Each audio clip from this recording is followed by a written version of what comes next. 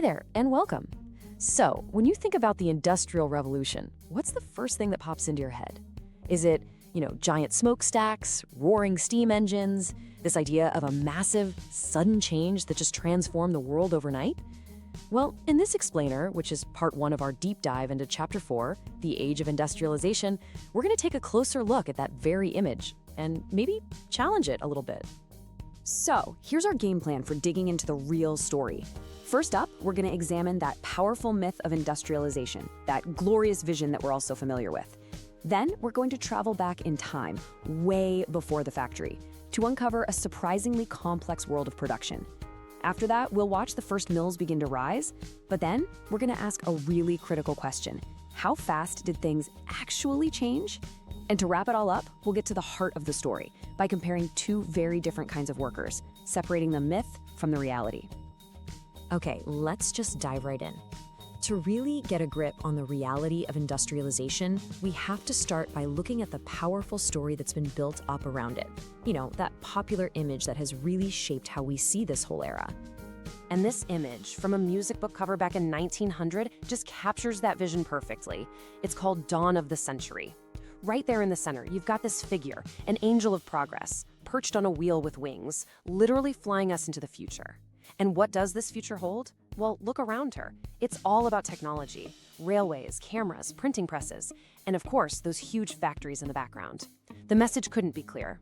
Progress is a straight, forward-moving line, and it's powered by machines. Now check this out. This next image from a trade magazine in 1901 really hammers the point home. It's called Two Magicians. On the one side, you've got Aladdin, representing the East, the past, the world of old magic. But on the other side, that's the new magician, the modern mechanic, representing the West. And he's not building things with a magic lamp, he's building bridges, ships, and towers with modern tools and real engineering. So these images, they're not just pretty pictures. They're basically propaganda for a very specific idea, that industrialization was this rapid, modern Western thing that completely erased the past. And that brings us right to the big question we need to tackle. Is this simple, glorious picture really the whole story? Was the age of industry truly just about factories popping up everywhere? To get to the real answer, we've got to dig a lot deeper. And to do that, we actually have to go backward in time, before the very first factories started appearing on the landscape. We need to look at a system that historians have a special name for: Proto-Industrialization. And understanding this phase is absolutely key to making sense of everything that came after. So, what in the world is proto-industrialization? The easiest way to think about it is industry before the factory. See, even back in the 1600s and 1700s, there was large-scale production of goods for markets all over the world. The catch was, it wasn't happening in big buildings. It was happening in hundreds, even thousands, of little homes scattered all across the countryside. It was a huge but completely decentralized network. So you might be asking, why would merchants go to all the trouble of setting up this complicated system way out in the countryside? Well, it's because they were basically locked out of the towns. The towns were dominated by these powerful groups called trade guilds. Think of a guild as a super exclusive club with very, very strict rules. They decided who could make stuff, how much they could make, and what price they could sell it for. If you weren't in the guild, you were out of luck. So, to expand their business, merchants had to find a way around them. And out in the countryside, they found the perfect solution. Because of changes in farming, a lot of peasant families had these little plots of land that just weren't enough to live on. They were really eager to find some extra work, any way to supplement their income. So when these merchants showed up offering to pay them to spin thread or weave cloth, it was a perfect match. I mean, it worked for everyone. The merchants got access to cheap labor that was totally outside the control of the guilds, and the farming families could earn extra money without having to leave their land. This whole setup let them use their entire family's labor. Everybody pitched in. Let's just follow a piece of cloth to see how this incredible network actually worked. A merchant would start by buying raw wool from what was called a stapler, someone who sorted the wool by its quality. He'd then take that wool and carry it out to the countryside, delivering it to a spinner's home. Once it was spun into yarn, that yarn would then travel to a weaver's cottage. From there, it would go to the fullers for cleaning and thickening, and then on to the dyers. Every single one of these steps happened in a different household, and it was only after all that the cloth would go back to a big city like London for the final finishing touches, before an export merchant sold it on the international market. This was no small-time operation. It was this incredibly complex supply chain, all managed by one merchant who might have hundreds of families working for him, all from their own homes. So this decentralized system, it worked. And it worked for a long time. But as you can imagine, things started to change. A new way of organizing work began to take shape: the factory. Let's take a look at how the mill came to be. Now, the factory did not just appear out of nowhere. The very first ones started to pop up in England around the 1730s, but it was a slow burn. It took decades for them to really become common. And the industry that lit the fuse? It was cotton. Just look at these numbers. Demand for cotton exploded. Between 1760 and 1777, raw cotton imports shot up from 2.5 million pounds to 22 million pounds. This boom was all thanks to a series of new inventions that made every part of the process, from preparing the fibers to spinning the thread, way faster. And while lots of inventions were helping individual workers produce more, the really game-changing idea came from a guy named Richard Arkwright. He's the one credited with creating the cotton mill. You see, his genius wasn't just inventing a new machine, it was creating a whole new system where all those different production processes could finally be brought together under a single roof and managed. So what was the factory's real secret weapon? It wasn't just about the fancy new machines, it was about one word: control. When your workers are spread out all over the countryside, it's pretty much impossible to supervise them or check the quality of their work. But in a mill, everything happens in one place. You can watch over the workers, you can check the quality at every single stage, and you can regulate the entire labor process. These new mills were massive, imposing buildings. They quickly became the symbols of this new industrial age. But their sheer size and visibility kind of hid an important fact. For most people, work was still happening the same old way, in small workshops and family homes. So now we have to ask the big question: how fast was this change really? We have this mental image of a sudden, explosive revolution.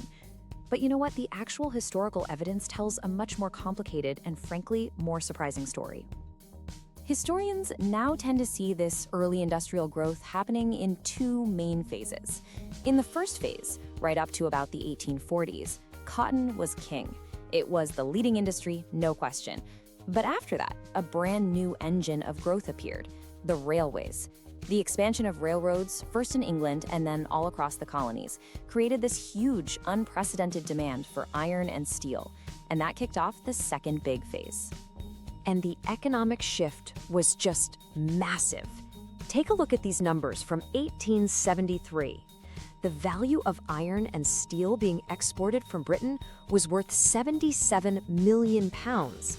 That was double the value of its cotton exports. The age of iron and steel had truly arrived. But here is the major twist. These new, fast-growing industries, they didn't just wipe out the traditional ones, not even close. Even as late as the end of the 19th century, less than 20% of the entire workforce was employed in these new high-tech sectors. Where's everybody else? Well, the vast majority, over 80% of people, were still working in traditional crafts and small-scale domestic units. And even in textiles, a huge amount of the cloth was still being produced outside of factories, in domestic workshops. And you have to remember, traditional industries like pottery, glassmaking, and furniture making weren't just sitting still. They were growing and adapting, but they did it through lots of small-scale innovations, not one big, flashy invention. Let's take the most famous invention of the entire era, the steam engine, as a perfect case study. James Watt made a massive improvement on an earlier design and patented his new engine way back in 1781. His business partner, Matthew Boulton, started making this new model. The very machine we imagine powered the whole revolution. But here's the thing. For years and years, they just couldn't find many buyers. So by the start of the 19th century, decades after Watt's amazing engine was patented, how many do you think there were in all of England? Just 321. That's it. And if we look at where those few engines were actually being used, the picture becomes even clearer. 80 of them were in the cotton industry, only 9 were in the wool industry. Most of the rest were being used in mining and ironworks, places where their sheer power was absolutely essential for things like pumping water. So the most powerful new technology of the age was anything but widespread. And why was that? Well, it's pretty simple. These new technologies were incredibly expensive. The machines broke down all the time and repairs were costly. So business owners were pretty understandably very cautious about sinking a bunch of money into something that was still kind of unproven and unreliable. All right, let's bring all of this together. When we consider how slow technology actually spread and how resilient these traditional industries were, it forces us to completely rethink who was at the heart of this economy. And this leads us to a really startling conclusion. The typical worker in the mid-1800s wasn't the person you see in all the pictures, operating some giant steam-powered machine. No, the reality is the typical worker was a traditional craftsperson or a general laborer, most likely working in a small workshop or even from their own home. This really makes us question the whole idea of an industrial revolution, doesn't it? It wasn't this sudden explosion of change. It was a slow, messy, gradual process where the new factory system and the old way of doing things existed right alongside each other for a very, very long time. The world did not change overnight. And all of this leaves us with one final huge question to think about. If new technology wasn't adopted all that quickly, and the old ways of working were so hard to get rid of, what was it that truly drove the massive social and economic shifts of this era? What forces finally tipped the scales toward the industrial world we recognize today? That is a fantastic question, and it's one we'll start to unpack in our next explain. Welcome back to our deep dive into Chapter 4, the Age of Industrialization. In our last session, we witnessed the birth of the factory.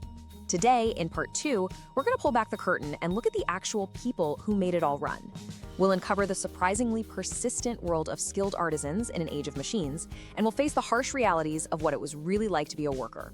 All right, let's get into it. Here's the roadmap for today. First, we're going to tackle the surplus of hands, this massive pool of labor that really shaped everything else. Then, we'll see why handmade goods were still incredibly important. After that, we'll step into the shoes of a Victorian worker to understand their precarious life. From there, we'll witness the dramatic clash between humans and machines. And finally, we'll end on a more hopeful note with a glimmer of change. So let's jump right into our first topic. To really get what was going on with the workers, their struggles, their triumphs, we have to start with one simple, massive fact. There were just a lot of them. A huge number of people were looking for work. And that one fact changed the entire game.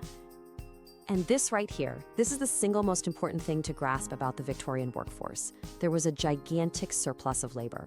You had poor peasants, vagrants, all kinds of people flooding into the cities from the countryside, all looking for work. This created this huge, bottomless pool of potential workers. This wasn't just a small trend, it was the fundamental reality of the industrial economy. You can really see the domino effect this labor surplus had. I mean, put yourself in the shoes of a factory owner for a second. There's a long line of people outside your gate every single morning, desperate for a job. So why would you pay high wages? You could always find someone willing to work for less. And on top of that, why would you invest a fortune in expensive, complicated, and often unreliable machines when you had cheap, flexible human beings right there at your fingertips? It just didn't make good business sense. Now, this preference for people over machines was especially strong in what we call seasonal industries. And these were exactly what they sound like. Businesses that had really busy seasons and then really slow seasons. They needed a whole lot of workers for a few months, and then suddenly very few for the rest of the year. And in Victorian Britain, this was an extremely common business model. Just think about it for a minute. In the dead of winter, when the days are short and cold, you needed way more people to run the gasworks for lighting. Same with breweries. Then, in the run-up to Christmas, the bookbinders and printers were working non-stop. And when the ships would come into port for the winter to avoid the rough seas, you needed a small army of workers to get them repaired and ready to go. All these businesses had a massive surge of labor for a short time, and then boom, it would all just drop off. So from a purely business perspective, the logic was crystal clear. Why on earth would you buy a hugely expensive machine that would just sit there gathering dust and rust for half the year? It made so much more sense to just hire a bunch of workers and then, when the season ended, let them go. For the industrialist, human labor was a resource you could turn on and off just like a water tap. Okay, so you might be thinking it was all about machines taking over, right? But not so fast. There's a really interesting twist in this story. Even though the age of the machine was definitely dawning, the age of the skilled craftsman was far from over. In fact, there was a huge demand for handmade goods, which created a totally different kind of job market. This quote right here just nails it. Those early machines were basically like giant cookie cutters. They could pump out thousands of identical, standardized items. But the upper classes, the aristocracy, they didn't want cookie cutter lives. They wanted unique, custom-made products with intricate designs. And for that kind of work, you absolutely needed the skill of a human hand. Get a load of this number, 500. That's how many different types of hammers were being produced in Britain around this time. 500. A machine just can't do that. Each and every one of those hammers was a little piece of evidence showing the incredible skill of a human craftsman. And it wasn't just a fluke with hammers. Look at axes, 45 different kinds. Each one was a specialized tool designed for a very specific job. And that level of precision and variety was something that mechanical technology at the time just couldn't even begin to replicate. So what you end up with is this really deep social divide reflected in the things people owned.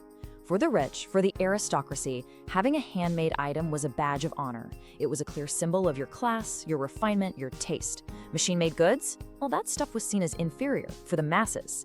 In fact, a lot of it was produced specifically to be exported to the colonies.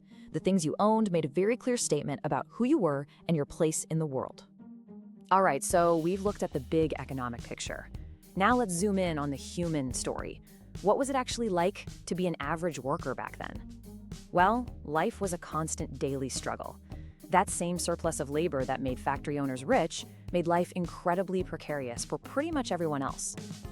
So let's just imagine this for a second. You're in a massive city, you're desperate for work, and for every single job opening, there are 10, maybe 20 other people just as desperate as you. How in the world do you actually get a job? It sure wasn't about having a great resume. The reality of the job search was pretty brutal. It all came down to who you knew. If you had friends or family who could get you in, you had a chance.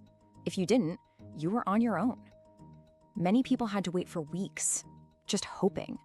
And in the meantime, they were sleeping under bridges or in these awful shelters, like the private night refuges or the dreaded casual wards run by the government, which were known to be incredibly harsh.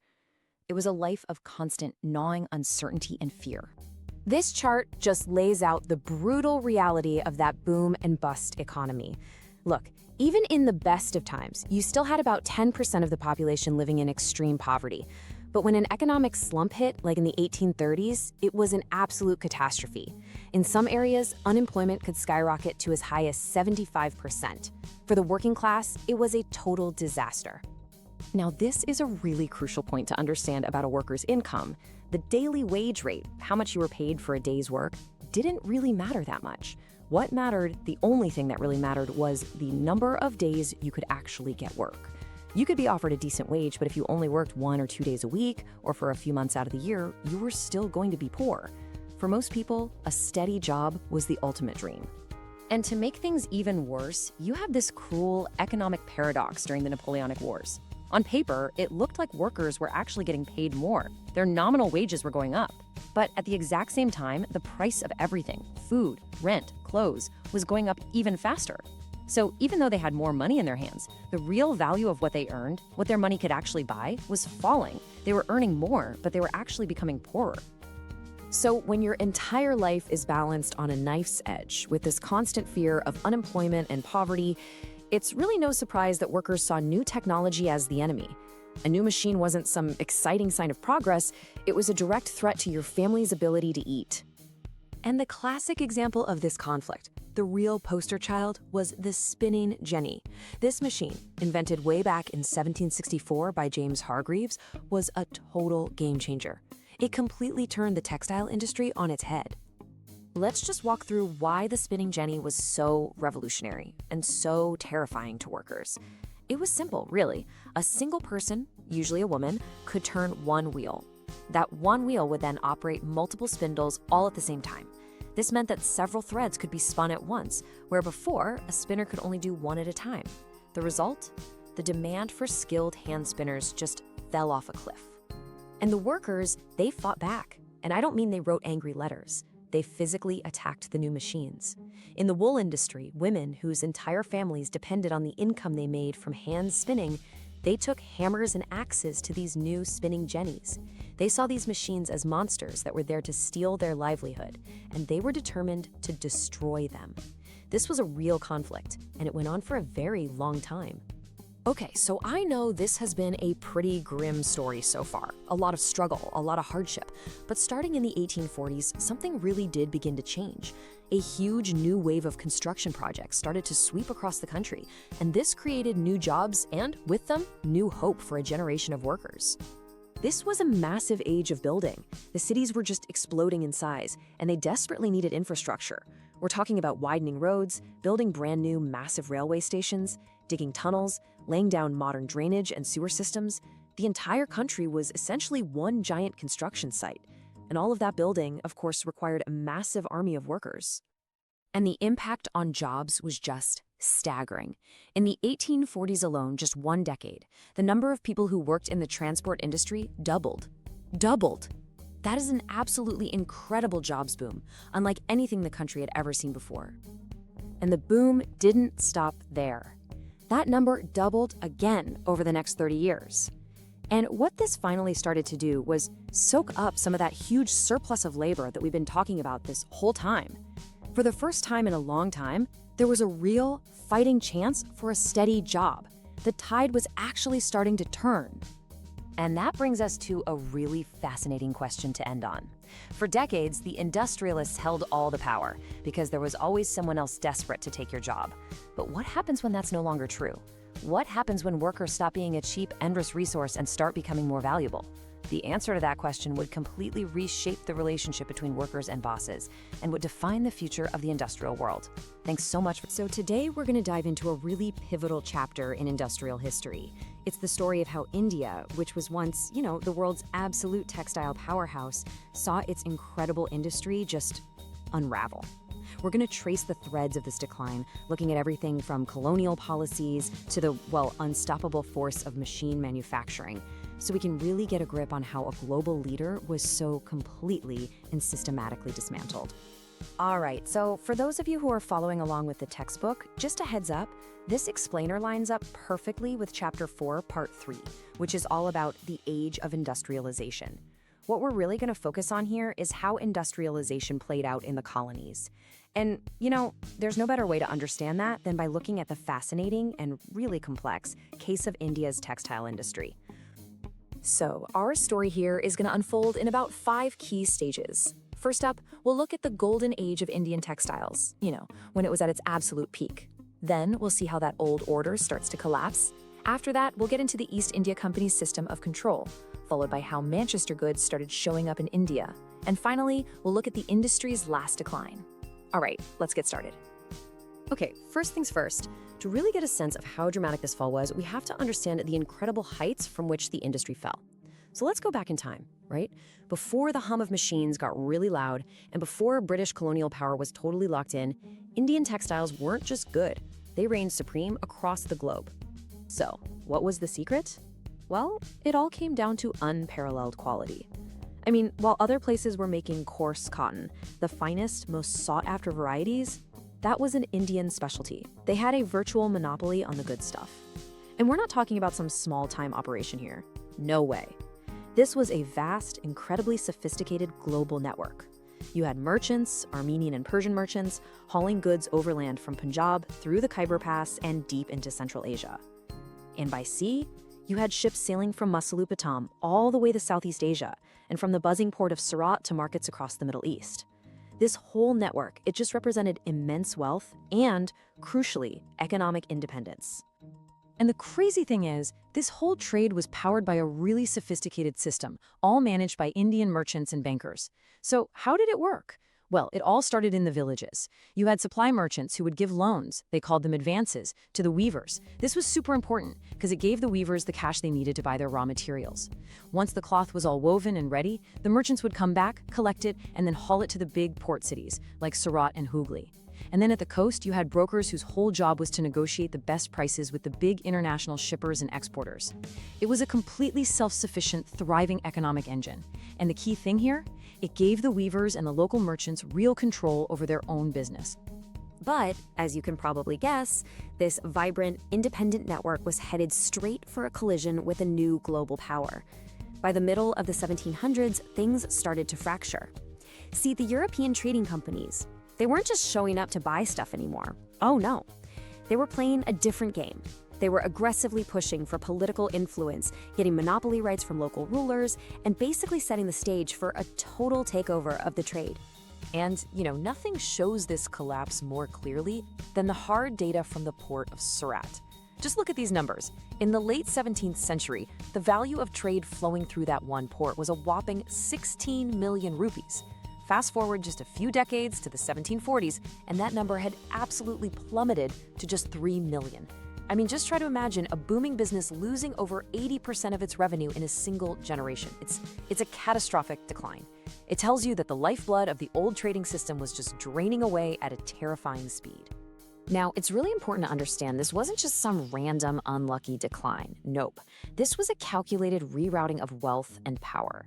As the old traditional ports like Surat and Hooghly just withered on the vine, the Indian bankers who had financed this trade for centuries, they went bankrupt. The credit, the money, it just dried up. But at the exact same time, new ports, Bombay and Calcutta, were rising up, and guess what? They were under direct European control. So the trade itself didn't vanish. It was just funneled into a brand new system, one that was designed to benefit European companies and their ships. The colonial economy was really starting to take shape. Okay, so this brings us to the next big shift. Once the East India Company started getting real political power, especially after the 1760s, its whole strategy changed. It wasn't just another competitor in the market anymore. Now it was in a position to completely rewrite the rules of the game. And the goal? Total control, a complete monopoly. So let's back up for a second and ask a really important question. Before the company had all this political muscle, what was its biggest headache? Well, the answer is simple: competition. I mean, they weren't the only game in town. They had to compete with the French, the Dutch, the Portuguese, and of course, tons of local traders. And guess who all that competition was good for? The weaver. They had all the power. They could bargain. They could play different buyers against each other, and they could sell their amazing cloth to whoever paid the most. And for the company, that made it super difficult to get a regular, cheap supply of textiles. So, to solve this problem of competition, the company came up with a new kind of agent, the Gomasthas. So, what's a Gomasthas? Well, basically, it was a paid servant appointed directly by the company. Their job was to go right into the villages and manage the entire production process from the ground up. They supervised the weavers, they collected the supplies when they were done, and they checked the quality of the cloth.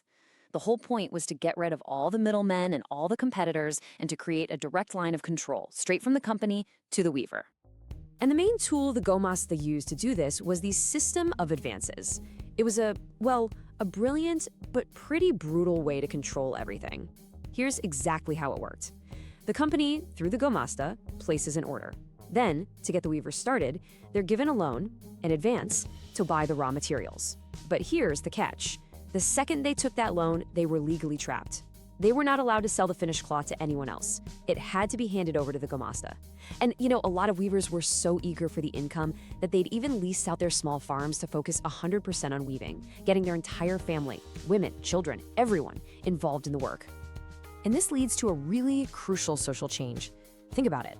The old supply merchants, they were part of the community. They were often from the same region, maybe even the same village. They had social ties, a reputation to protect. The relationship was built on trust, But the Gomasthas, they were total outsiders. They had zero connection to the villages. Reports from the time describe them as arrogant, marching into town with soldiers, sepoys, and peons, and just using brute force. If there was a delay in production, they wouldn't think twice about having the weavers punished, often with public floggings or beatings. It was a completely different and much more violent way of doing business. So, as you can probably imagine, the consequences of this new system were just devastating for the weavers. For starters, they lost any and all power to bargain for prices. The company would offer these miserably low rates, and the weavers had no choice but to take them. On top of that, the loans trapped them in a never-ending cycle of debt, tying them to the company forever. This mix of economic exploitation and straight-up physical abuse, it led to desperation. We see reports from places like Karnataka and Bengal of weavers just abandoning their villages, fleeing to find work elsewhere. And in some places, they didn't just run. They organized and actually revolted against the company and their Gomasthas. All right, so that's the story of what was happening inside India with these new systems of control. But at the very same time, a new and honestly even bigger threat was brewing thousands of miles away, right in the industrial heart of Britain. And this was about to deliver a devastating 1-2 punch to the Indian weaver. And to really set the stage for this, check out this prediction. It's from a company official, a guy named Henry Patillo, back in 1772. He confidently wrote that the demand for Indian textiles could never, ever go down because, simply put, no other nation could produce goods of the same quality. Seemed like a pretty safe bet at the time, right? Well, he could not have been more wrong. Just look at the reality that came next. This chart here shows the share of finished textiles, they called them piece goods, as a part of India's total exports. In 1811, it was a massive 33%, a huge chunk of the economy. But just 40 years later, by 1850, that share had collapsed to less than 3%. I mean, Butulow's confident prediction was just completely shattered. So, what on earth happened? Well, the answer is in Britain, with its powerful new industrial groups. What happened was that Indian weavers got caught in a brutal pincer movement. It was a double blow. Problem number one, their export market just vanished. Powerful industrial groups back in England lobbied the government to slap huge import taxes on Indian textiles. This made them way too expensive to sell in Britain, protecting their own Manchester goods. Problem number two, their home market was invaded. Those same British factories started flooding Indian markets with cheap, machine-made cloth, and the Indian handloom weavers with their higher costs, they just couldn't compete. By the 1850s, the reports coming out of weaving communities all across India were the same: decline, debt, and desolation. I mean, the situation was already incredibly dire. But believe it or not, the final blows hadn't even landed yet. In the second half of the 19th century, a series of crises would overlap, one after another, and basically seal the fate of India's traditional weaving industry for good. So in the 1860s, a brand new problem pops up, and it comes from a really unexpected place: America. When the American Civil War broke out, the cotton supply from the US to Britain got completely cut off. Britain, desperate for raw cotton for its mills, turned to India.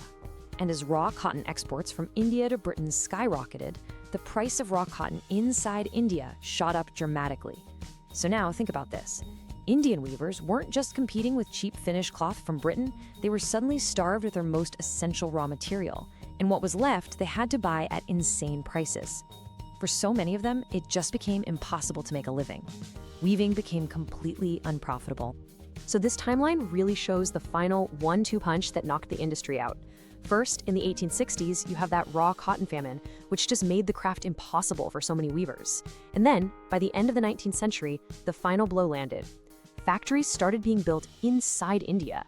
So now, the market wasn't just being flooded with cheap stuff from Manchester anymore, it was also being flooded with machine-made goods produced right there in Bombay and Calcutta. The traditional handloom industry was now being squeezed from absolutely every direction. And so this leaves us with a final, pretty sobering question, right? Just think about everything we've covered. Their foreign markets, closed off by taxes. Their home market, flooded with cheap imports. The very raw materials they needed to work, suddenly way too expensive because of a war on the other side of the world. And then, to top it all off, factories with machines started popping up in their own country. When you're facing that impossible cascade of crises, how could a traditional weaver with just their handloom and generations of skill possibly survive? All right, welcome back. We're continuing our deep dive into Chapter 4, the Age of Industrialization, and this is Part 4. Today, we're focusing on a really crucial turning point, the dawn of India's own industrial age. We're going to look at how the very first factories got started, who the ambitious people behind them were, and the huge challenges they faced under the colonial system. So, let's get right into it. So here's our roadmap for this explainer. First, we'll pinpoint where and when the first factories appeared. Then we'll meet India's early entrepreneurs, the people with the vision and the capital. After that, we'll tackle the big obstacles, the colonial rules and restrictions they had to deal with. And finally, we'll turn our attention to the new industrial workforce, the millions of people who actually powered these factories. So where do we even begin this story? Well, it has to be on the ground with the nuts and bolts, or I guess the bricks and mortar, of the very first factories. Let's take a look at the timeline to see how this whole new industrial world started to take shape. What's amazing when you look at this timeline is just how quickly things started moving, and all across the country too. It all kicks off in 1854 with the first cotton mill being set up in Bombay. Just 1 year later, in 1855, clear across the country in Bengal, the first jute mill is established. Now, look at the growth in Bombay, it's just staggering. By 1862, only 8 years after that first mill, There were already 4 mills up and running, with nearly 94,000 spindles. But this wasn't just a Bombay story. In the 1860s, you see industry pop up in the north, the Elgin Mill in Kanpur, the first cotton mill in Ahmedabad. And then by 1874, the south gets in on the action with a big spinning and weaving mill in Madras. So in less than 20 years, you've got these industrial hubs appearing from coast to coast. Okay, so factories are popping up everywhere, but that leads to a pretty big question, right? Where did all the money come from? I mean, building a factory is a massive investment. Who were these people, these visionaries who had that kind of capital? Let's follow the money trail and meet India's very first industrial entrepreneurs. You know, the story of India's first industrial money doesn't actually start in India. It starts on the trade routes to China. See, the British were exporting opium from India to China. And Indian merchants, they became junior partners in this trade. They weren't running the show, but they played a really crucial role. They helped with finance, they managed supplies, and they handled the shipping. And by doing this, they earned a ton of money. And with all that capital, some of these traders started to get a new idea, a new vision. Why just be traders? Why not become industrialists and use that wealth to build modern factories right here in India? A perfect example of this is Dwarkanath Tagore in Bengal. He made his fortune in that China trade, but he had bigger dreams. He truly believed that the future of India was through industrialization. And he didn't just talk about it, he invested heavily, setting up 6 different companies in the 1830s and 40s. We're talking shipping, mining, banking, you name it. But he was maybe a little ahead of his time. When a huge business crisis hit in the 1840s, his ventures couldn't survive, and the whole thing came crashing down. Even though he failed, his story is so important because it shows that incredible industrial ambition was there from the very beginning. Now, while Tagore's dream was falling apart in Bengal, a very different story was playing out in Bombay. This is where Parsi entrepreneurs like Dinshaw Petit and the legendary Jamsetji Nusarwanji Tata really hit their stride. They also made their money from the China trade and from exporting raw cotton to England, but they successfully turned that wealth into massive, long-lasting industrial empires. And they didn't just stick to textiles. J.N. Tata did something pretty incredible. In 1912, he established India's very first iron and steel works in Jamshedpur. That was a huge deal because all the heavy machinery had to be imported from Britain, which was a major hurdle for anyone in colonial India. And this wasn't just a Parsi thing or a Bengal thing. This shift from trade to industry was happening everywhere. You had Seth Hukenchund, a Marwari businessman in Kolkata who also got his start in the China trade and then set up the first Indian jute mill in 1917. The famous Birla family's fortune was also built on that same trade. Down in Madras, merchants were using their own trade connections with Burma and the Middle East to fund their industries. And it wasn't just about overseas trade either. There were already powerful networks of merchants and bankers inside India who managed internal trade, and they too started putting their money into factories. So we've got the money, we've got the visionaries. It seems like everything is in place for a huge industrial boom. But there was a massive catch. These Indian entrepreneurs weren't operating on a level playing field. They were stuck inside a colonial system that was built to benefit Britain. And that system put up some serious roadblocks. Let's dig into what those obstacles actually were. This slide really says it all. As the British tightened their grip, they drew a very clear line in the sand. Indian merchants were perfectly fine to export raw materials that Britain needed, things like raw cotton for their mills, opium for the China trade, wheat, and indigo. But what they were absolutely forbidden from doing was competing in the big leagues, trading their own manufactured goods with Europe. This wasn't just some minor rule, it was a deliberate strategy to keep Indian industries from ever becoming a threat to British factories. And the restrictions didn't stop at trade. A lot of the industry in India was actually controlled by big European managing agencies, companies like Andrew Yule or Jardine Skinner. Now let's break down this table because it shows the power dynamic perfectly. Look at the capital role. Indian financiers often put up the money, but the European agencies made every single important decision: what to invest in, how to run the business, everything. Indians were completely shut out of the process. They couldn't even join the European Chambers of Commerce, which were basically clubs for these companies to protect their own interests. The bottom line was pretty stark. It was often Indian money, but it was always European control. We've covered the factories, the finances, and the politics. But now we need to talk about the most important part of this whole story: the people, the human engine that made it all run. As these factories grew, they needed millions of workers. So, who were these people coming to the cities, and what was life actually like for them? Just take a look at this number. In 1901, you had about 584,000 factory workers in India. Fast forward to 1946, and that number has exploded to almost 2.5 million. That's more than a 400% increase in just over 4 decades. This wasn't just a change in the economy, this was a massive social transformation, a huge migration of people from villages to factory towns that changed everything about how they lived and worked. So where did all these workers come from? Well, mostly they came from nearby. They were peasants and artisans from the districts right around the new industrial centers. Often, they were forced to leave their villages because they just couldn't find work anymore. The connection could be incredibly direct. For instance, in 1911, over half of the cotton mill workers in Bombay came from just one neighboring district, Ratnagiri. Same story in Kanpur. But as news of jobs spread, people started traveling from much farther away, making long journeys from places like the United Provinces to get to the mills in Bombay and Calcutta. Now, this is a really important point to grasp. Just because someone moved to the city for a factory job didn't mean they cut ties with their village. Not at all. As this quote shows, they stayed closely associated with their village life. They would often go back home for harvests or for important festivals.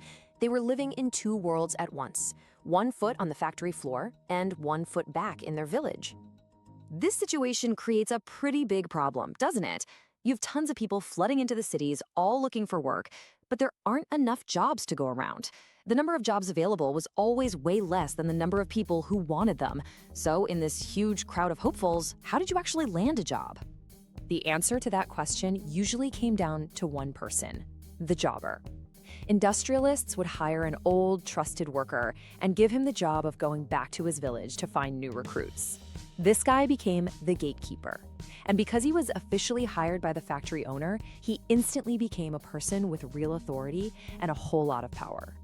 The jobber's power came from the fact that he controlled pretty much everything. He would go to his village and promise people jobs. Then he'd make sure they actually got hired. But his role didn't stop there. He'd help the new workers find a place to live, which was a huge deal in an overcrowded city. He'd even lend them money if they were in trouble. So he seemed like a savior, right? Well, this made him incredibly powerful. And with that power came corruption. He started demanding money and gifts in return for his help. He basically controlled every aspect of the workers' lives, trapping them in a system where they always owed him something. So, we end up with this really complicated picture. On one hand, you have incredible vision and the birth of new industries. But on the other, you have colonial rules and exploitation. You have millions of people finding a new way to make a living, but they're often completely at the mercy of powerful figures like the jobber. It all leads us to this final, really important question.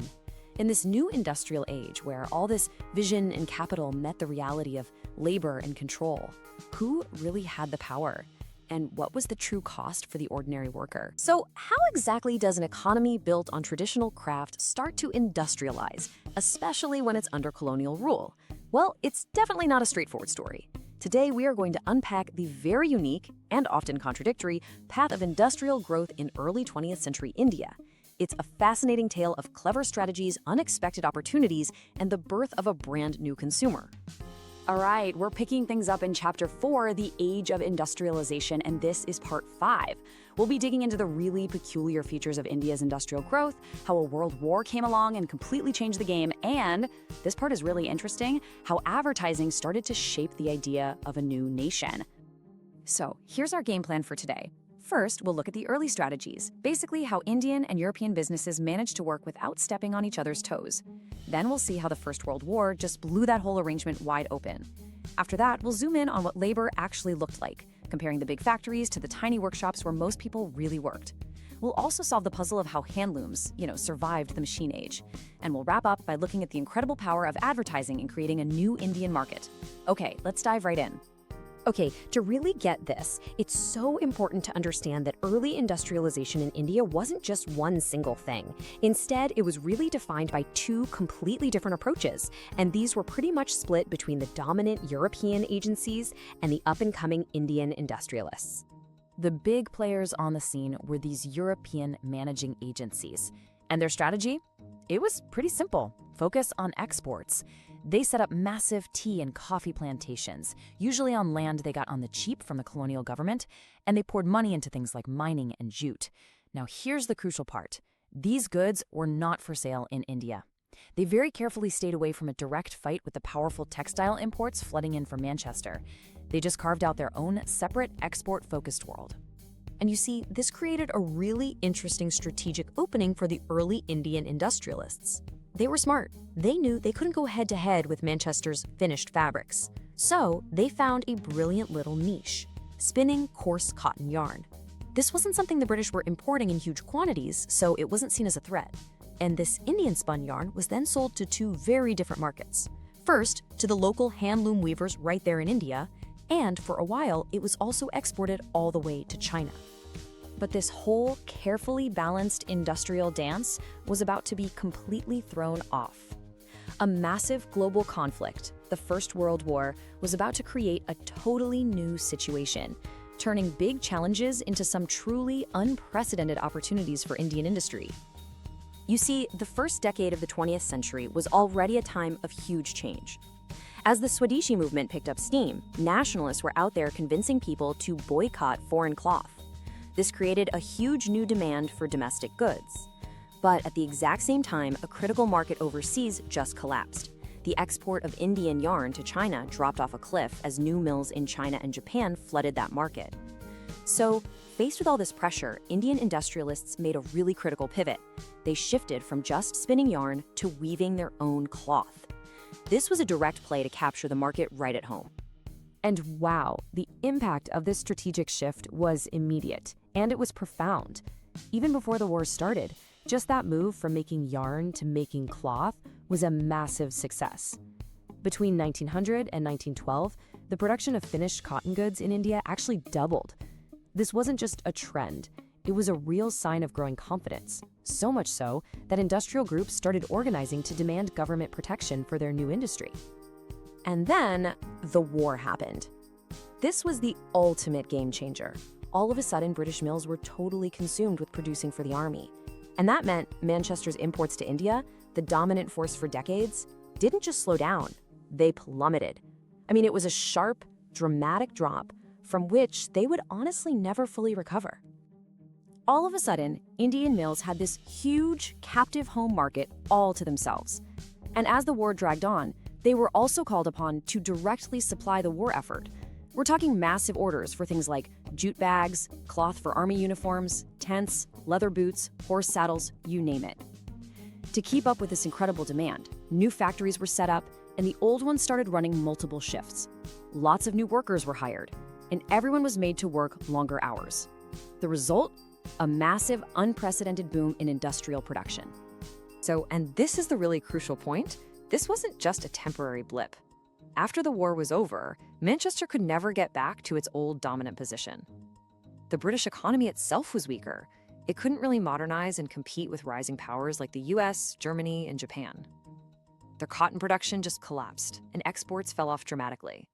And back in India, local industrialists grabbed this opportunity to solidify their position, substituting foreign goods with their own, and finally capturing the home market for themselves.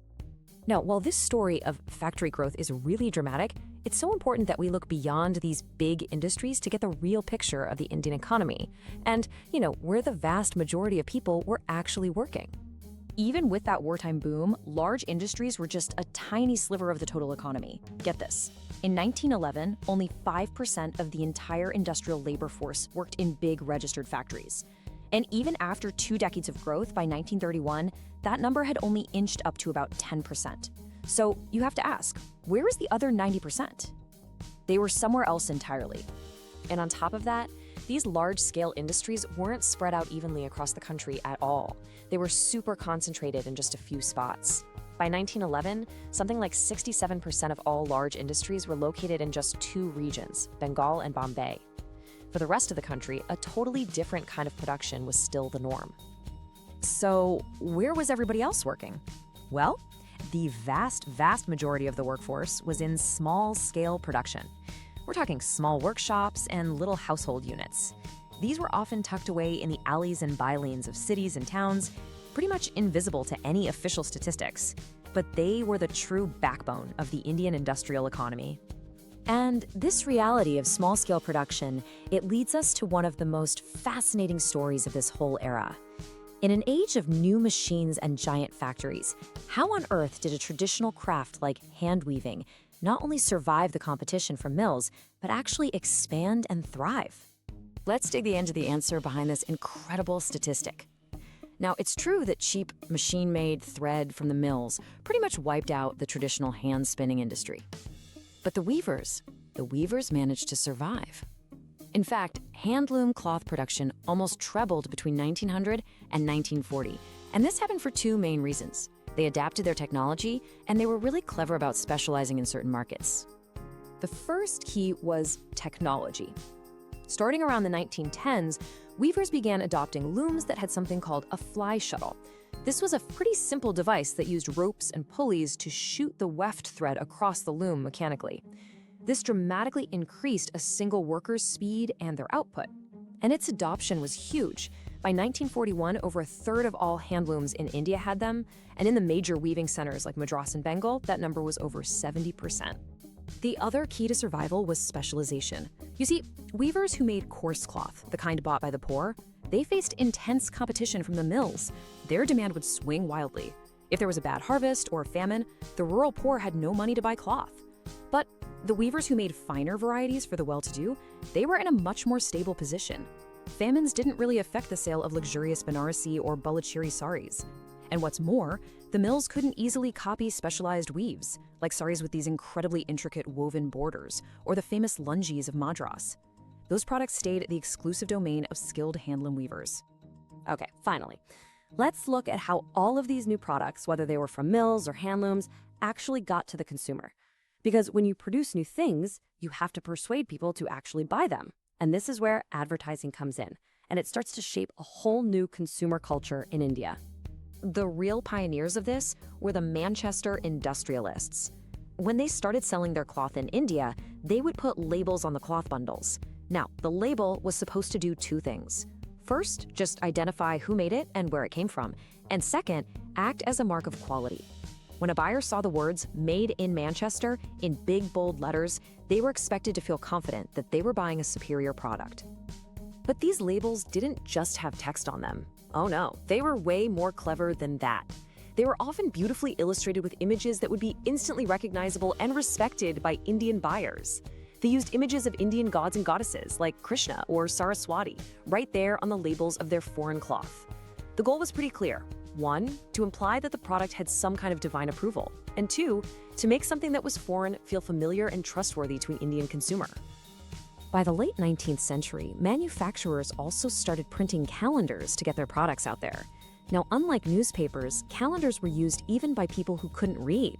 They were hung up in tea shops, in poor people's homes, they were everywhere. And just like the labels, these calendars had images of gods, but also of important people and royalty, like Maharaja Ranjit Singh. The message was subtle, but powerful. This product is endorsed by a king. If the king is on the calendar, then the quality must be unquestionable, right? And this all brings us to our final and most crucial point. When Indian manufacturers started to advertise their own goods, they used these same techniques, but they gave them a nationalist twist. The message in their ads was loud and clear. Instead of gods or foreign kings, they used images of Mother India or Bharat Mata, and they had nationalist slogans. The appeal was direct. If you care for the nation, then buy products that Indians produce. And just like that, advertisements weren't just about selling things anymore. They became a powerful vehicle for the nationalist message of Swadeshi, transforming the simple act of choosing what to buy into a profound